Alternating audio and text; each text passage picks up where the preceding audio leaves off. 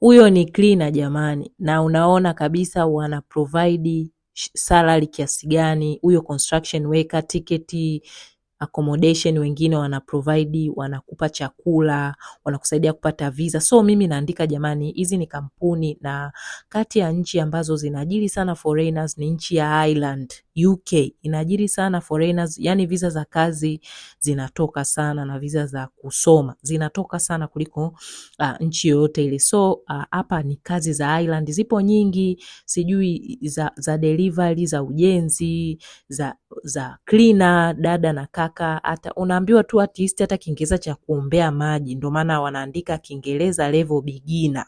Umeona bwana. Kwa unaandaa CV format yako ya European standard au Canadian standard au USA, yani Australia unaomba kazi wapi, CV yako iwe standard, na unajiunga nao.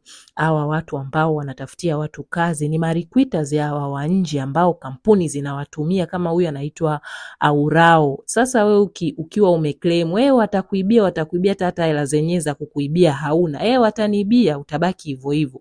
Hapa ni kujaribu, unajiunga nao akaunti, unafungua akaunti nao, watakuelekeza, unaenda tu www.aurao.com, una join akaunti yako, anakuambia email yako, andika labda upload CV yako, unataka nini, unawasiliana nao kwa email, kuliko kwenda kumlipa agent dola euro 3000 akutafutie tourist visa.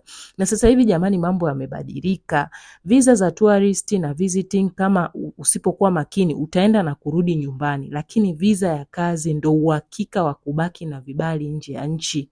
So niko busy jamani, lakini kila laheri, tutaona.